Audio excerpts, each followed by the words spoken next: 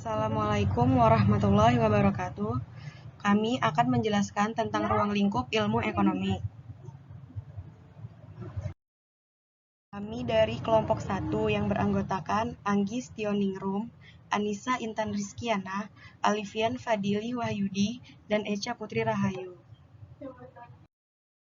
Pertama adalah definisi. Definisi ilmu ekonomi. Ilmu ekonomi adalah ilmu yang mempelajari tentang suatu perilaku individu dan juga masyarakat dalam memilih cara menggunakan sumber daya yang langka dan memiliki beberapa alternatif penggunaan dalam rangka memproduksi berbagai barang dan jasa. Gunanya untuk kemudian menyalurkan baik saat ini maupun di masa yang akan datang kepada berbagai individu kelompok yang ada di dalam masyarakat. Kedua adalah secara fundamental dan historis. Yang pertama adalah ilmu ekonomi positif. Ilmu ekonomi positif hanya membahas deskripsi mengenai fakta, situasi, dan hubungan yang terjadi dalam ekonomi. Merupakan ilmu yang melibatkan diri dalam masalah apakah yang sedang terjadi. Yang kedua, ilmu ekonomi normatif. Ilmu ekonomi normatif membahas pertimbangan-pertimbangan nilai etika.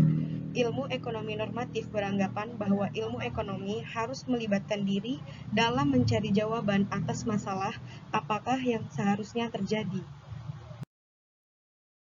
Yang ketiga adalah manfaat ilmu ekonomi. Manfaat ilmu ekonomi yang pertama adalah memberikan masukan dalam pengambilan keputusan terhadap tindakan-tindakan ekonomi. Yang kedua, membantu manusia dalam memahami pola perilaku ekonomi suatu masyarakat. Yang ketiga, membantu memberikan pengertian tentang potensi dan keterbatasan suatu kebijakan ekonomi. Dan yang terakhir adalah meningkatkan kepekaan manusia terhadap masalah ekonomi dan global. Keempat, ada kegiatan ekonomi. Yang pertama adalah produksi. Produksi adalah aktivitas karyawan yang menciptakan produk atau pelayanan jasa yang mengumpulkan sumber daya, modal, dan keahlian tertentu. Produksi adalah penentu kualitas produk diterima pasaran luas. Yang kedua adalah konsumsi. Konsumsi adalah aktivitas penggunaan produk atau pelayanan jasa. Biasanya mereka membelinya karena butuh dan bermanfaat bagi hidupnya. Hal ini juga ditentukan dengan tingkat penghasilannya. Dan yang terakhir adalah distribusi. Distribusi adalah aktivitas yang berkaitan dengan penyebaran barang atau jasa yang diproduksi. Penyebaran yang merata akan menambah omset penjualan barang. Sebisa mungkin distribusi secara luas agar produk dapat diterima oleh masyarakat. Yang kelima adalah tindakan ekonomi. Tindakan ekonomi terbagi dua. Yang pertama, tindakan rasional. Tindakan rasional adalah berkaitan dengan usaha manusia dalam menentukan pilihan terbaik dan menguntungkan dan sesuai dengan kenyataan. Yang kedua, tindakan irasional. Tindakan irasional adalah berkaitan dengan usaha manusia dalam menentukan pilihan terbaik dan menguntungkan, namun tidak sesuai dengan kenyataannya. Yang keenam ada dua macam barang produksi. Yang pertama adalah barang ekonomis. Barang ekonomis merupakan barang atau jasa yang tidak mudah didapat yang memiliki nilai ekonomis. Agar bisa mendapatkannya harus melalui pengorbanan terlebih dahulu. Yang kedua adalah barang non-ekonomis. Barang non-ekonomis merupakan barang-barang yang dengan mudah kita dapatkan atau dengan kata lain mendapatkannya tidak harus melalui pengorbanan terlebih dahulu. Akan tetapi, barang-barang non-ekonomis ini dapat pula suatu saat akan berubah menjadi barang ekonomis. Selanjutnya adalah perbedaan ekonomi mikro dan makro.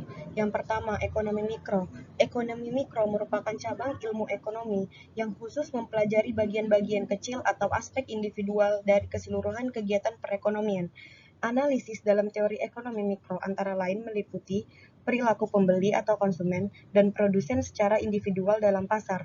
Sikap dan perilaku konsumen tercermin dalam menggunakan pendapatan yang diperolehnya. Sedangkan sikap dan perilaku produsen tercermin dalam menawarkan barangnya. Jadi, inti dalam ekonomi mikro adalah masalah penentuan harga. Sehingga ekonomi mikro sering dinamakan dengan teori harga atau price theory. Yang kedua adalah ekonomi makro. Ekonomi makro merupakan cabang ilmu ekonomi yang khusus mempelajari mekanisme bekerjanya perekonomian sebagai suatu keseluruhan atau agregat, berkaitan dengan penggunaan faktor produksi yang tersedia secara efisien agar kemakmuran masyarakat dapat dimaksimumkan. Apabila yang dibicarakan masalah produsen, maka yang dianalisis produsen secara keseluruhan. Demikian halnya jika konsumen, maka yang dianalisis adalah seluruh konsumen dalam mengalokasikan pendapatannya untuk membeli barang atau jasa yang dihasilkan oleh perekonomian. Kedelapan adalah hubungan variabel antara ekonomi makro. Yang pertama, hubungan perilaku. Hubungan perilaku menggambarkan hubungan satu variabel dengan satu atau beberapa variabel. Yang kedua, hubungan identitas. Hubungan identitas merupakan hubungan defisional yang tepat sama antara satu variabel dengan satu atau beberapa variabel lainnya. Yang ketiga adalah hubungan teknologi. Hubungan teknologi merupakan hubungan antar variabel yang disebabkan oleh sifat fisik variabel tersebut. Dan yang terakhir adalah hubungan kelembagaan. Hubungan kelembagaan merupakan hubungan yang terjadi karena pengaruh tindakan suatu lembaga. 9 adalah permasalahan dalam ekonomi makro. Yang pertama, masalah jangka pendek. Masalah jangka pendek atau masalah stabilisasi. Masalah ini berkaitan dengan bagaimana mengendalikan perekonomian nasional. Yang kedua adalah masalah jangka panjang. Masalah jangka panjang ini adalah mengenai bagaimana kita mengendalikan perekonomian agar ada keserasian antara pertumbuhan penduduk, pertambahan kapasitas produksi, dan tersedianya dana untuk investasi. Terakhir adalah kebijakan ekonomi makro. Yang pertama, tingkat pendapatan nasional yang tinggi. Tingkat pendapatan nasional yang tinggi mencerminkan jumlah barang dan jasa yang dihasilkan oleh perekonomian mengalami peningkatan. Yang kedua ada tingkat pertumbuhan ekonomi. Pertumbuhan ini digambarkan oleh tingginya tingkat kapasitas produksi. Yang ketiga ada kesempatan kerja. Kesempatan kerja ini gunanya untuk memperkecil atau menghilangkan tingkat pengangguran. Yang keempat ada distribution of income. Apabila terjadi ketimpangan pendapatan dalam perekonomian, dapat terjadi kesenjangan di dalam tingkat kehidupan masyarakat yang pada akhirnya sering muncul suatu ketegangan. Dan yang terakhir adalah neraca pembayaran yang seimbang. Neraca pembayaran yang seimbang ikhtisar sistematis dari semua transaksi dari ekonomi dengan luar negeri selama jangka waktu tertentu dalam satuan uang. Demikian dari kelompok kami. Wassalamualaikum warahmatullahi wabarakatuh.